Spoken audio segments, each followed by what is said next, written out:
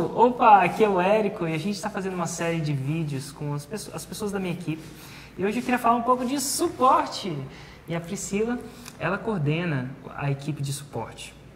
E nossa equipe de suporte, como eu falei com o Hugo, na verdade foi a primeira equipe que a gente começou a montar. E à medida que a gente teve muito cliente, o bicho começou a pegar, né? Como é que foi isso? Como é que a gente decidiu? Quando é que foi que você começou a cuidar de suporte, Pri? Então, eu entrei como desenvolvedora, né, no caso. E aí, quando eu consegui contratar as primeiras pessoas para tomarem conta de verdade, na época do ClickSite, que eram desenvolvedores, assim, que iam viver disso para sempre, porque quando eu entrei, eu já não era desenvolvedora mais aonde eu trabalhava. Então, eu voltei a ser desenvolvedora para poder produzir o produto. E aí, quando a gente oficialmente lançou o ClickSite, a gente começou a contratar pessoas para o desenvolvimento para me substituir.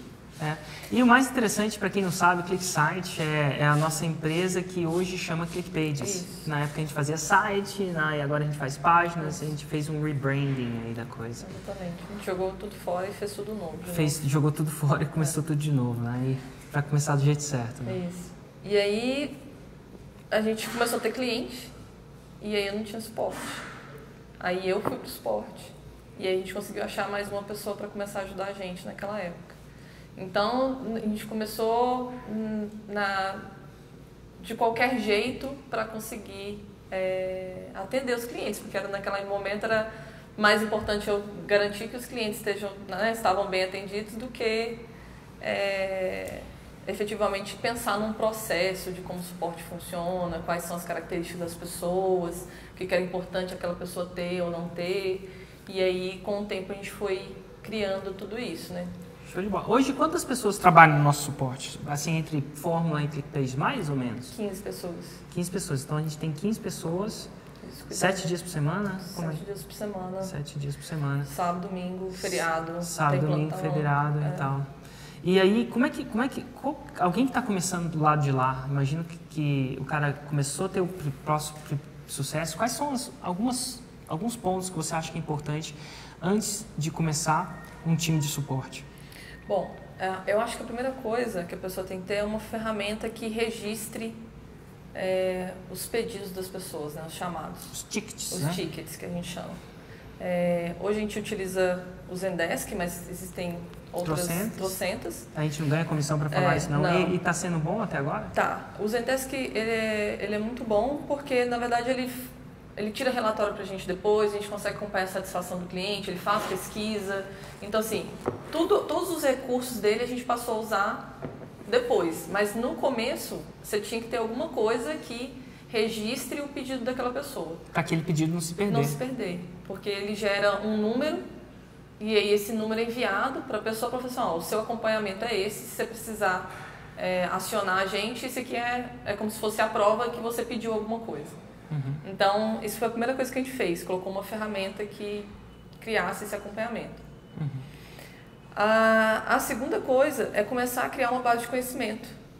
Fala mais sobre isso. Acho que essa foi uma grande sacada. Acho que foi você que começou a criar isso. A gente começou a criar uma base de conhecimento de perguntas mais frequentes, com as respostas mais frequentes.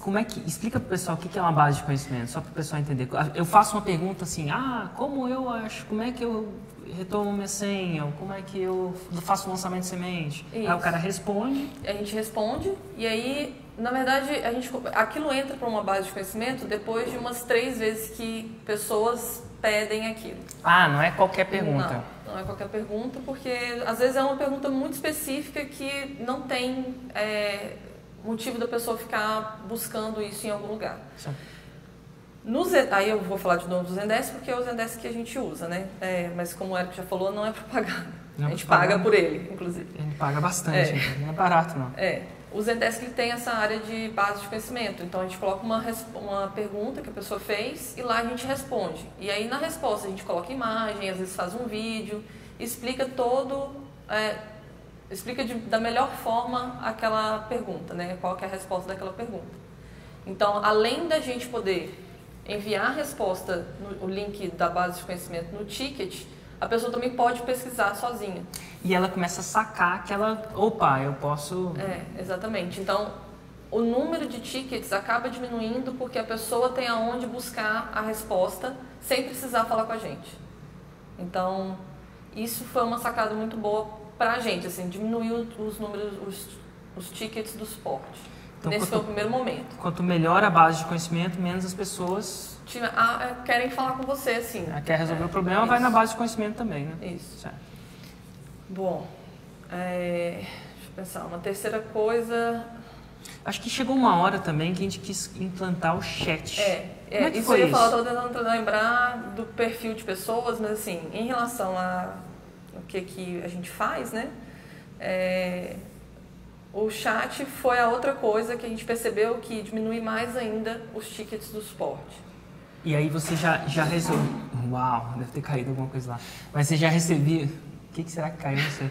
Mas você já resolvia os problemas a queima-roupa ali. O cara tinha um problema, já falava com alguém. E aí o número de retorno dos tickets, às vezes, o número de vezes que a pessoa volta para falar com a gente, não existe mais. Fala mais sobre isso. Porque como é que funciona? A pessoa abre um ticket, você responde ela. Um ticket ou quando ela faz um ticket, né? Por e-mail, certo? Vamos pensar que não existe o chat, tá? Então ela abre um ticket e a gente responde. Certo. Aí às vezes surge uma outra dúvida, ela responde esse ticket e a gente responde de volta. Certo. E aí fica esse ciclo de conversa que às vezes a gente tem nosso tempo de resposta hoje é em torno de 3 horas, o máximo. Isso a ferramenta diz? Ele diz. De todos os tickets. Você tem mais ou menos quantos tickets a gente tem por mês, assim, alguma coisa do tipo? Eu não sei se você tem. Eu acho que está em torno de quase 5.000 tickets. A gente responde... Não, 3.000 tickets. Mentira, 3.000 tickets. Mais ou menos aí, milhares de tickets. Na época que o Fórmula vem, aí isso triplica, né? Porque aí as pessoas querem muito comprar o Fórmula e aí isso acaba aumentando o número. Certo. Muitas dúvidas, assim.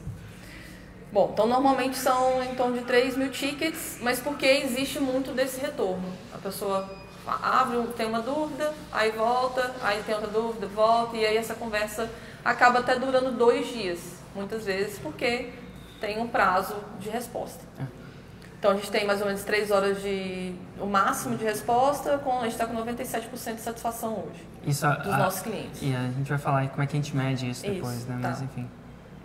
Bom, aí o que o chat trouxe? O chat diminuiu esse número de retornos. Porque a pessoa ela já fala com alguém e já tira todas as dúvidas dela naquele atendimento. Entendi.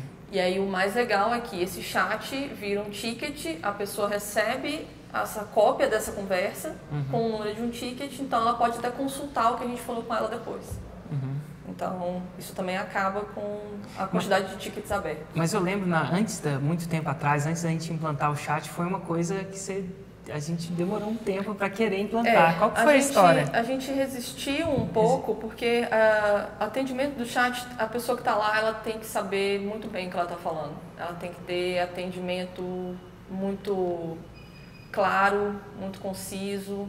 A queima-roupa ali, né? Então, eu oferecer isso para o cliente e não conseguir responder ele de forma satisfatória não faz sentido. Entendi. Né? Então, hoje, por exemplo, e aí é uma parte do processo do suporte. Quem entra aqui com a gente, ela fica 1 mês sendo treinada sem atender nenhum cliente. É mesmo? Olha que louco. Coisas que nem o Érico sabe sobre. 1 mês sendo treinada. Primeiro, ela tem 1 semana para ela poder ver todos os nossos tutoriais. Na segunda semana, ela ganha um amigo aqui dentro, que é alguém do suporte, que vai começar a mandar os tickets, perguntas que os clientes fazem para ele, e ele vai responder para esse amigo dele aqui dentro, e esse amigo vai avaliar e vai falar se está certo ou está errado. Então, ele faz isso durante 3 semanas. Na 4ª semana, ele começa a interagir com os nossos clientes, só que ele só manda a resposta depois que esse amigo dele aprovar. E aí, mais ou menos 1 mês e meio depois, a gente libera essa pessoa para poder atender sozinho. Para poder entrar no chat, demora 3 meses, mais ou menos. Então, por exemplo, a gente tem 4 novatos aqui trabalhando com a gente. Então, só depois de 3 meses, que é o tempo de experiência aqui na empresa, que ela passa a falar com os nossos clientes, que é o tempo que eu tenho certeza que ela sabe o que ela está falando. Que sem legal. dúvida. Legal. Então, existe um processo de treinamento aqui dentro. Que massa, muito massa, muito massa. Não é isso. E o que você acha que, assim, e uma última dica, qual que é a dica que você daria para contratação? Eu lembro que antigamente, hoje a gente tem um processo muito diferente. Quantas entrevistas a gente faz para contratar uma pessoa, mais ou menos? Então, Agora que a gente tem RH para fazer essas entrevistas. Não sei o número, são muitas entrevistas. São muitas, né? Entrevistas. E aí existe um processo para triagem dessas pessoas, né? Então, existe uma conversa com o nosso RH, primeiro. Aí existe um teste, para qualquer pessoa que entra aqui dentro tem um teste para a função dela, que é, no caso do pessoal de suporte, a gente manda algumas questões.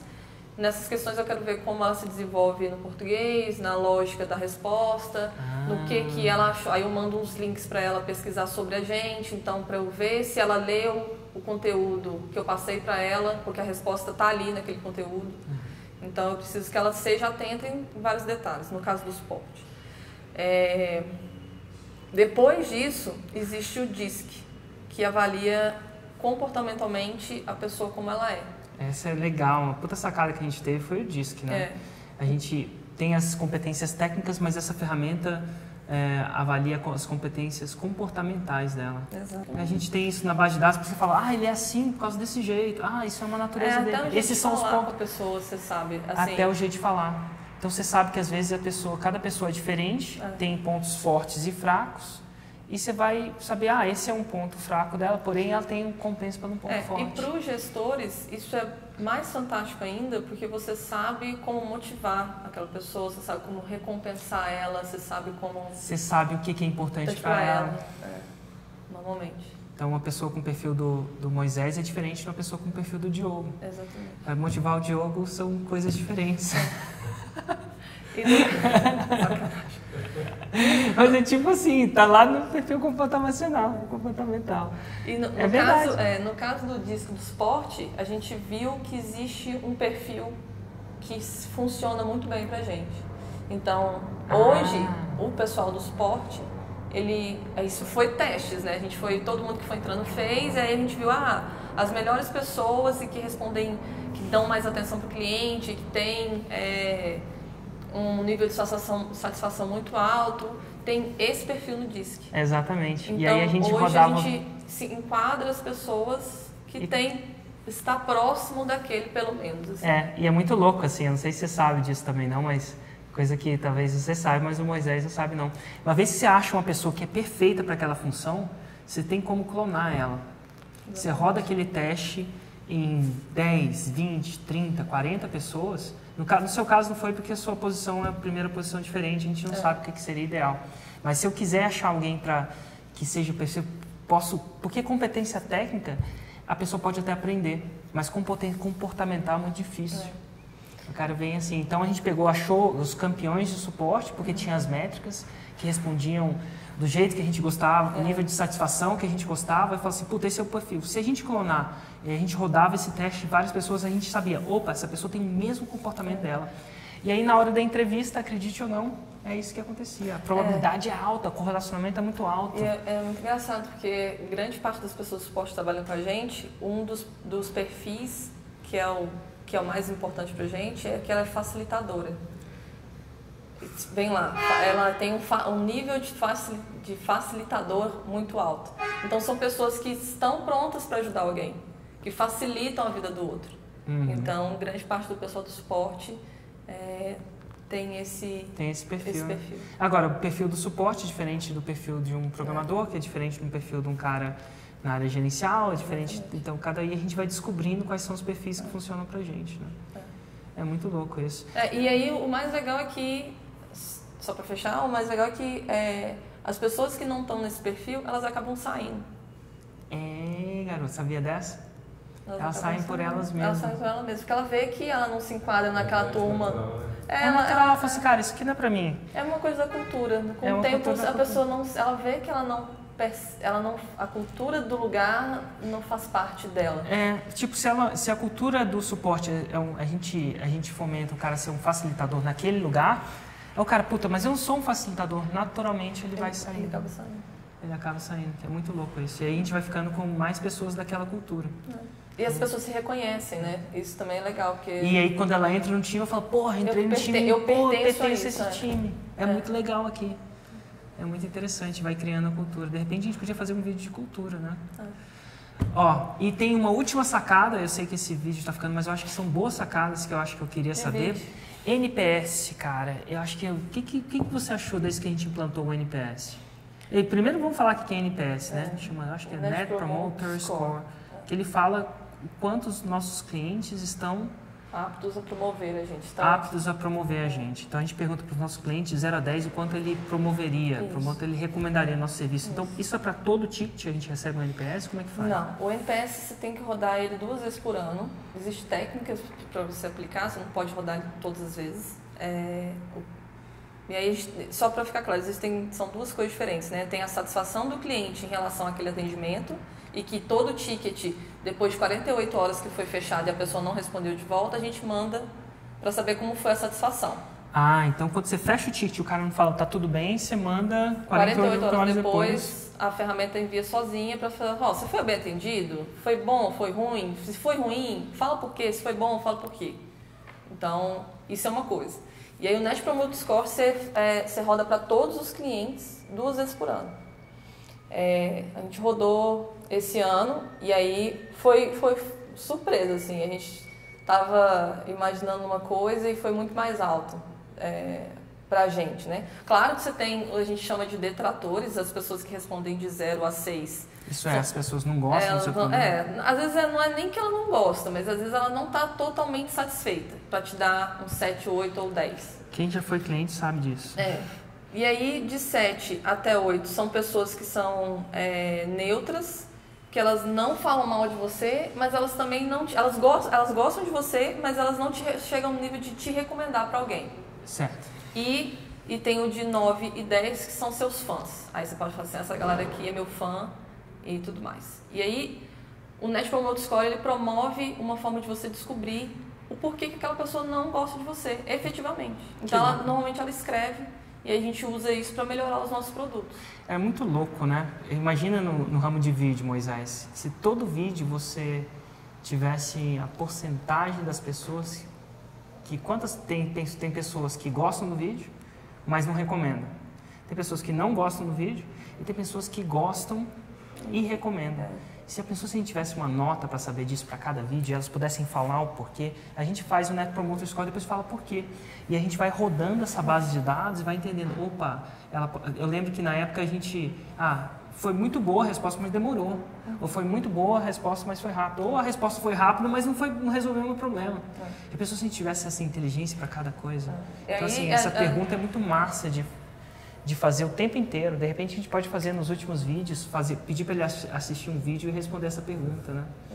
Ia ser muito massa. E aí, só para ficar claro, né? Um é uma satisfação de um atendimento e o Net Promoter Score é do seu produto.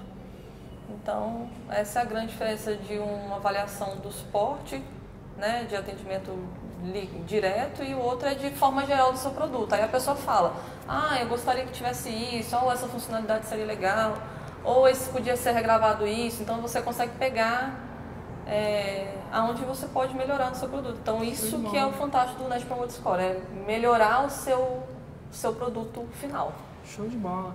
Inclusive, agora pintou uma ideia, de repente você pode botar em contato com alguém do Zendesk, que é uma ferramenta que a gente está usando, até então está bem. Sim.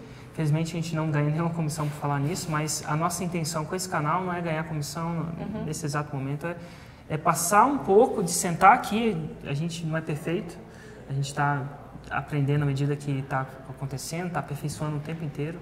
E a nossa intenção aqui é passar um pouco da nossa experiência, dos nossos erros e acertos, do nosso processo para vocês, para que vocês também possam ir mais rápido do que a gente foi, né? O que eu ia falar? Tinha um negócio... e o legal é que você pode continuar melhorando o seu atendimento, que agora a gente quer colocar um canal de telefone. A gente quer colocar um canal de telefone? E como é que vai ser isso? Depois você corta, não sei se vai ter mesmo. Mas como é que é isso? Por quê? Então, eu estava testando uma ferramenta ali agora.